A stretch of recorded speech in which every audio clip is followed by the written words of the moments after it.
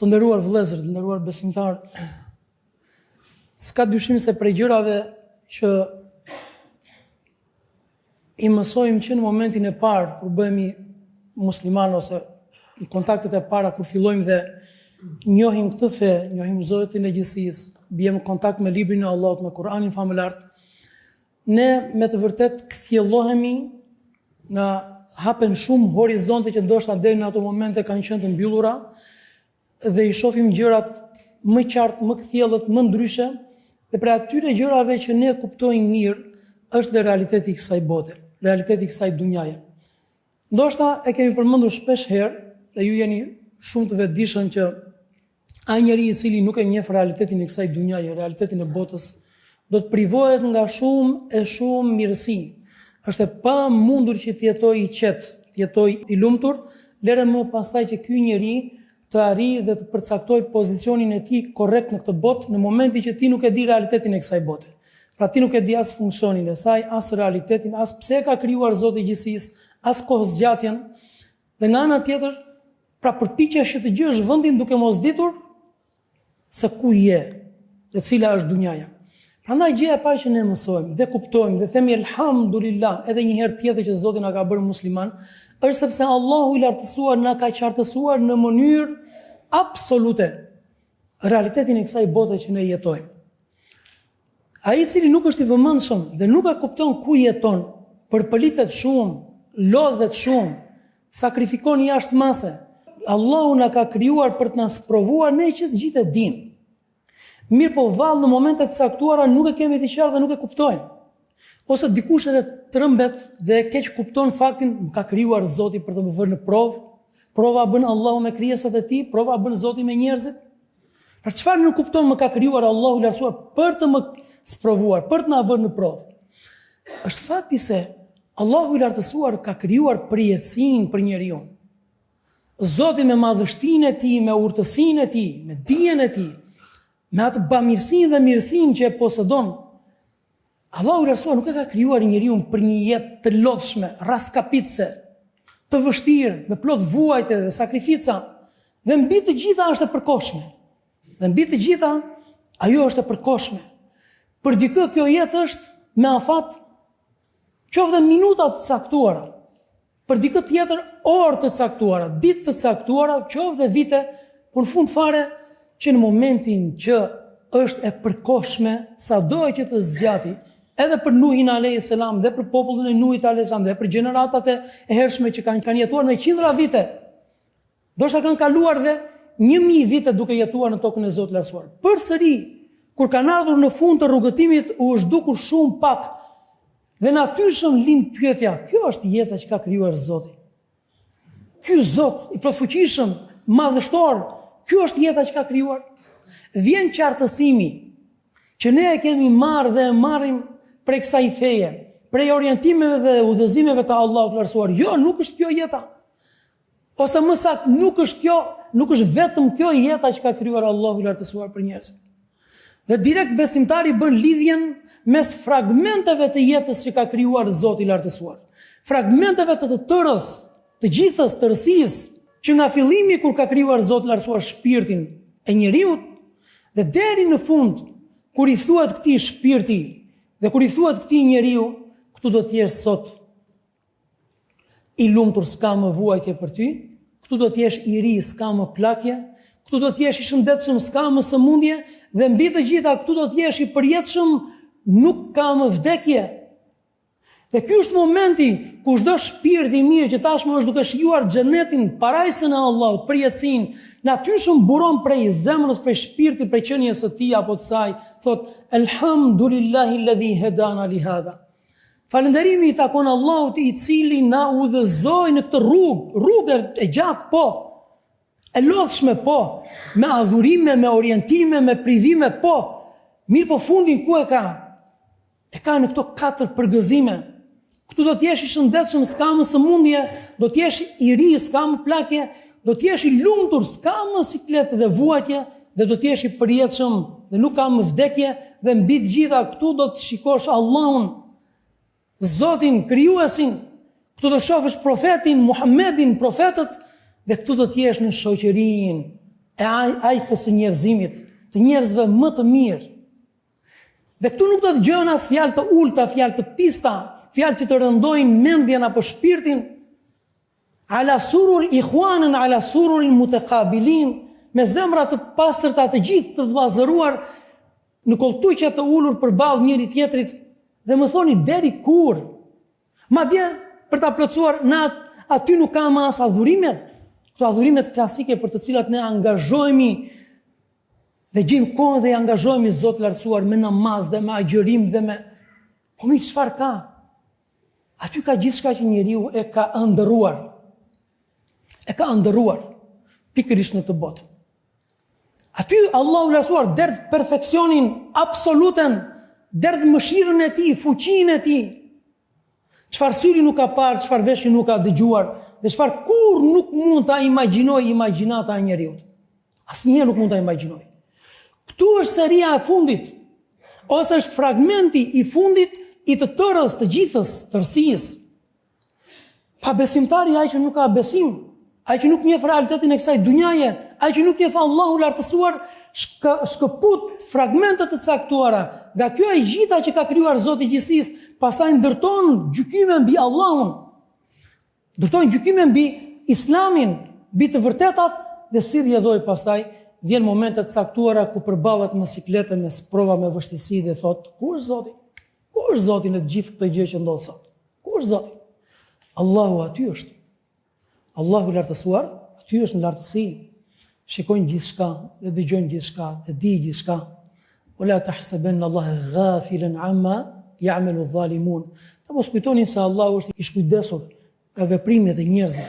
Di çfarë fshehin në zemrat, në kraharoret e tyre. Di edhe khainet al-a'yun. Di edhe ku na tradhtojnë ato shikimet. Do është edhe nuk e ke mendje të tradhton shikimin në një moment caktuar. Di edhe momentet ku na tradhton gjuha. Do është se ke bërë planin por të rrëshket edhe një gjysmë fjale. Di Allahu lartësuar dhe gjitha punët e mira që ne i bëjmë. Qofshin ato dhe në errësirën e natës, larg syve të njerëzve. Po i di Zoti i lartësuar dhe gjitha padrejësi dhe gjitha ato punët e këqija që njeriu ndoshta i mbyll që të gjitha grillat dhe dritarët dhe thot askush nuk më shikon dhe askush nuk më dëgjon. Ktu është Allah. Allahu i lartësuar shikon gjithçka dhe dëgjon gjithçka dhe di gjithçka.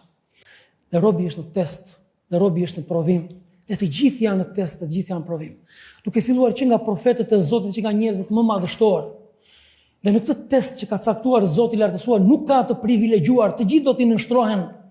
Që nga i pari deri tek i fundit, dhe nuk ka të përjashtuar dhe nuk ka të privilegjuar dhe nuk ka të përzgjedhur. Pastaj në fund, sipas rezultateve të testeve, aty bëhet përzgjedhja dhe aty bëhet gradimi dhe aty bëhet shpërblimi prej Allahut të lartësuar. Por ajo gjë, dhe kjo është kush nuk kupton këto 5 rreshta të cilat i tham tani or të nderuar. Do vinë një moment do lodhet. Do vinë një moment edhe nëse ka besuar, edhe nëse ka filluar të fali namazin, do vinë një moment do ta lërë këtë namaz. Do lodhet. Do t'i duket dunjaja shumë e vështirë, do t'i duket adhurimi, misioni që ka krijuar Zoti i lartësuar shumë i vështirë. Nëse nuk lidh mes këtyre fragmenteve, dhe nëse nuk përgatitet dhe nëse nuk e ka të gjithë përqendrimin dhe angazhimin tek e përhershmja, e përjetshmja dhe takimi me Zotin e lartësuar. Ama nëse është i përqendruar po aty, i lehtësohet çdo gjë. I lezeton çdo gjë. E shijon namazin, e shijon xhamin, e shijon adhurimin, e shijon lidhjet farefisnore, e shijon vllazërinë, e shijon punën, pikat e djersës që i derdh në punën e tij halal, edhe nëse është pak. E shijon edhe të përballurit me sakrificën, me sprovën, me sëmundjen dikush, Zot na ruaj, me fukarallëkun dikush tjetër, me tiranin, me përballjen me tiranin dikush tjetër, me padrejsinë, përsëri e gjen fuqinë, motivimin, energjinë dhe përballet me të gjitha këto. E dini pse? Se jeton me Allahun dhe jeton duke qenë i përqendruar pikërisht të takimi me Zotin e lartësuar dhe të kjo përjetësi që e shkarkojnë nga të gjitha këto lodhjet dhe nga të gjitha këto vështirësi. Ne do ndalemi inshallah Zotit sot dhe ndoshta pse jo edhe xhumana e ardhshme me një, si thua, formulë hyjnore që e ka besimtari në përballjen me vështirësitë. Dhe sa nevojë kemi që t'i dim, dhe sa nevojë kemi që t'i freskojmë këto në vetet tona, sepse gjithë dunjaja është vështirësi, është provë, është xhenet patjetër, është parajs patjetër, ka ato momentet e gëzueshme, ka ato momentet e mira, alhamdulillah Zotit, mirë po ka edhe disa stacione ku robi nëse nuk është vërtet burr i qëndrueshëm apo burrnesh, dhe nëse nuk orientohet dhe ndriçohet nga besimi, nga imani i fortë, thyhet edhe ai i cili është më i fortë fizikisht, sepse këtu nuk bëhet fjalë për përballje fizike, po duhet një qëndrueshmëri shpirtërore dhe një qëndrueshmëri besimi. Çfarë duhet të dim? Disa udhëzime se si të përballemi me vështirësitë dhe është një pjesë e provës. Pjesa tjetër është si të përballemi me mirësitë. Nëse dalim faqe bardhë, momenti që do takojmë Zotin lartësuar me të dyja këto, atëherë e ke notën 10, madje 10+ tek Zoti i gjithësisë. Nëse mëson dhe nëse je i aftë të përballesh me vështirësitë në jetë, dhe të përballesh me mirësitë që vërshojnë drejt ti dhe drejt meje në përditshmëri, atëherë je fatlum dhe gjithë jeta, gjithë dunjaja kjo është.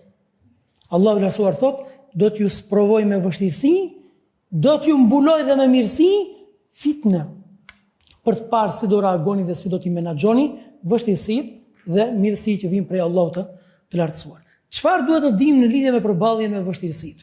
Disa udhëzime, disa rregulla, nuk janë disa këshilla, janë rregulla. Nëse nuk zbatohet, nëse nuk veprohet, atëherë mos prit ndonjë rezultat tjetër, ndonjë rezultat ndryshe. Rezultati ka për të qenë jo i dëshirueshëm. Rregulli i parë që duhet kemi parasysh është çdo gjë që vjen e mirë apo vështirësi është prej Allahut. Pavarësisht se vjen në formën për ta ngritur në grad, për ta shpërblyer apo vjen si një shuplak dhe si një mësim. Ama çdo gjë është prej Allahut. Nuk lëviz në rrezullin toksor, nuk lëviz në univers, nuk lëviz në këtë gjithësi, diçka e vogël apo e madhe pa lejen e Zotit të lartësuar. Absolutisht jep leje Allahu, edhe një herë, pavarësisht se e pëlqen atë apo jo. Jep leje Zoti, pastaj ndodh. Dhe askush nuk del mbi Allahun lartësuar. Askush nuk depërton dot dhe të cënojë madhështinë e Allahut të lartësuar. Kjo është e para. Çdo gjë që ju ndodh, thot Allahu i lartësuar, ndodh me lejen e Zotit.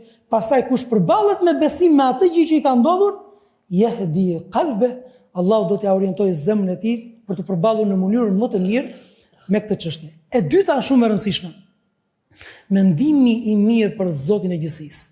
Mendimi i mirë se prej Allahut të lartësuar kur nuk buron sherrri absolut.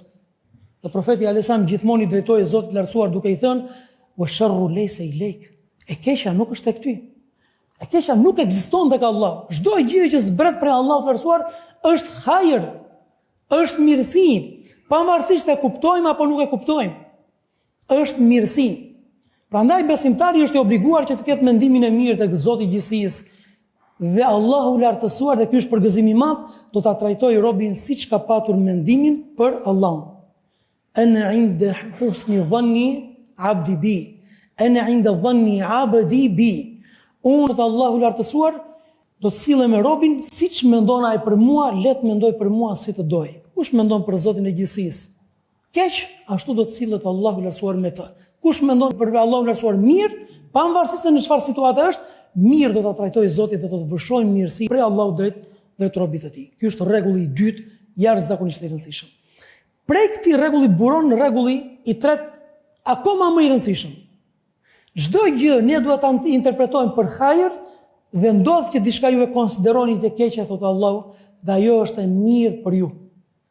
Wa asa an takrahu shay'an wa huwa khayrun lakum, do të ju diçka konsideroni si të keqe dhe ajo është e mirë për ju. Sa shpesh na ndodh që ne përballemi me situata të caktuara, që fillojmë dhe ankohemi, fillojmë dhe nxjerrim ndonjë fjalë të pakëndshme, ndoshta jo të dur, jo korrekte, pastaj bëjmë llogarit dhe na qartësohet dhe na rezulton që gjithë ajo situatë ishte e mirë për ne. Kështu duhet të gjykojmë dhe me këtë parim duhet të ecim përgjatë gjithë jetës sonë. U bën 3 rregulla shumë të rëndësishme. Madje shto edhe një të katërt në lidhje me këtë kuptim, zgjedhja e Allahut për ne është më e mirë se sa zgjedhja jon për veten tonë. Këtë nuk e kupton vetë një njeri i cili është njohës i mirë i Zotit të lartësuar. Nëse do të ishim në një situatë që të zgjidhja ti vetë të mirën për veten tënde, duke qenë i qartë dhe i bindur absolutisht që kjo është e mirë, dhe nga ana tjetër ta jetë çështjen në dorë të Zotit, besimtari i mençur thotë, jo, le të zgjidhë Allahu për mua. Prandaj prej imanit dhe prej besimit është që besimtari të bëjë dorëzim total Allahut të lartësuar. Wa ufawwidu amri ila Allah. Gjithë çështjen time unë e kam dorëzuar Zotit. Pra i themi Allahut të lartësuar, bëj me mua çfarë të duash. Pse bëj me mua çfarë të duash? Se unë jam i bindur që ti nuk do më trajtosh vese në mënyrën më të mirë. Nuk do më trajtosh o Zot vese në mënyrën më të mirë. Marrim dhe një rregull tjetër shumë të rëndësishëm. Ajo gjë që të ka goditur nuk e shmangje dot. Dhe ajo gjë që nuk të ka goditur, ajo nuk mund të të godiste. Ajo gjë që të shmang, nuk mund të të godiste. Çdo thotë kjo gjë, çdo gjë që ndodh është diçka që e ka caktuar Zoti para 50.000 vjet para krijimit të qiellit dhe të tokës. Prandaj në momentin që ndodh diçka, Allahu na ruaj që të gjithë, sëmundje, siklet, problem në punë, në shëndet, në familje, me njerëz apo të formave të dimensioneve të ndryshme, çfarë ka ndodhur, themi ka deri Zotit. Dhe nuk themi të kisha bërë të gjë, apo të kisha vepruar të gjë, do ta kisha shmangur, do ta kisha bërë, do ishte rezultati ndryshe. Ndodhi, nuk e shmangje dot. Ama ajo që nuk të ka goditur, edhe sikur gjithë njerëzit të bëheshin për të dëmtuar, nuk të dëmtonin dot. Prandaj qetësojmë shpirtin, nuk e ndryshojmë dot atë gjë që ka ndodhur dhe themi falënderimi takon Allahut të lartësuar në çdo rast, në çdo moment dhe në çdo çështje. Dhe përfundojmë dhe me rregullin e fundit për sot, që është jashtëzakonisht i rëndësishëm, tek Zoti i lartësuar gjërat ndryshohen. Pikë së pari me dua, pastaj me një angazhim maksimal me të gjitha mjetet dhe mekanizmat që na ka dhënë Zoti i lartësuar. Jemi duke përballur me një vështirësi të caktuar, gjëja e parë që na shkon në mendje, përpara se të na shkojë në mendje tek ilaçi, përpara se të shkojë në mendje tek shoku apo tek miku apo tek i afërmi apo tek dikush që ka mundësi ekonomike apo fizike apo një post caktuar për të ndihmuar, gjëja e parë që na shkon në mendje është lidhja e zemrës me Allahun dhe është duaja, është lutja, pastaj Allahu jep lejen që të ndihmoj filani apo të ndihmoj fisteku apo të vijë zgjidhja nga njëra anë apo nga ana tjetër. Lidhja e zemrës me Allahun. Dhe asnjëherë nuk duhet të rreshtim, dhe asnjëherë nuk duhet të pushojmë, së luturi Allahut të lartësuar për çdo gjë që na nevojitet, na lipset, në veçanti në përballjen me vështirësitë. Sepse ajo gjë që vjen prej Zotit, atë gjë që e sjell Allahu, nuk ka shans dhe nuk ka mundësi që ta ndryshojë dhe të largojë dikush përveç Allahut të lartësuar. Wa yamsaska Allahu bi khairin wa yamsaska Allahu bi durrin fala kashifa lahu illa hu wa yamsaska bi khairin fa huwa ala kulli shay'in qadir. Nëse Allahu të prek me një siklet, me një vështirësi, askush nuk ta largon përveç Zotit të lartësuar, dhe nëse Allahu të mbulon me mirësi, askush nuk ka mundësinë dhe fuqinë të të privojë, të të pengojë mirësinë që të ka mundësuar Allahu i lartësuar. Unë jam i bindur që edhe këto 4 apo 5 udhëzime, rregulla që ne i caktuam, të cilat secila prej këtyre rregullave peshojnë më shumë se sa malet, dhe janë të rëndësishme që për ne të jenë të freskëta në çdo moment, në çdo çast. Nëse i implementojmë, nëse i zbatojmë në jetën tonë, do të kuptojmë se ajo gjë që vjen prej Allahut të lartësuar është hajër, është mirësi, është e lehtë dhe është e kalueshme. Mirë, po çfarë duhet? Duhet një zemër e fortë besimtare, dhe duhet mendimi i mirë tek Zoti i gjithësisë, dhe pastaj duhet lutje, dhe pastaj pse jo i shfrytëzojmë të gjithë mekanizmat që na ka caktuar dhe na ka mundsuar Allahu i lartësuar. Allahu na ruajt ne nga gjitha ato siklete dhe sprova të cilat na dëmtojnë pikë së pari në fen tonë dhe në cilësinë e jetës tonë, dhe sidomos në ato sprova vështirësi që ne nuk e kemi mundësinë dhe takatin të përballemi me to. Dhe lutim Allahun lartësuar që të na ruajë mirësitë që kemi, sepse nga momenti në moment kuptojmë që jemi të zhytur në mirësi, për të cilat ndoshta dikush tjetër në rrugën toksor mund të jepte gjithçka për të patur pjesërisht diçka prej këtyre mirësive që ne kemi. Prandaj këtu fillon e gjithë mirësia të ruajtja e mirësive që na ka dhënë Zoti i lartësuar, dhe Allahu na mbuloft me mirësitë e Tij. Allahu na dhënë besim, zemër të pastër, një gjuhë që thot vetëm të vërtetën, risk të bollshëm. Na ruajt Zoti unitetin, vllazërinë, qetësinë, sigurinë dhe lusim Allahun lartësuar që Zoti i gjithësisë të largojë prej gjithë besimtarëve, muslimanëve, njerëzve të mirë në rrugën tokësor, të largojë vështirësitë, sëmundjet, urinë, tiraninë, padrejsinë dhe gjithçka tjetër e vështirë dhe e keqe që u ndodh. Allahu ju nderoft dhe ju mbuloft me mirësitë e tij. Aqul ma tasmaun, astaghfirullaha al-azim li wa lakum.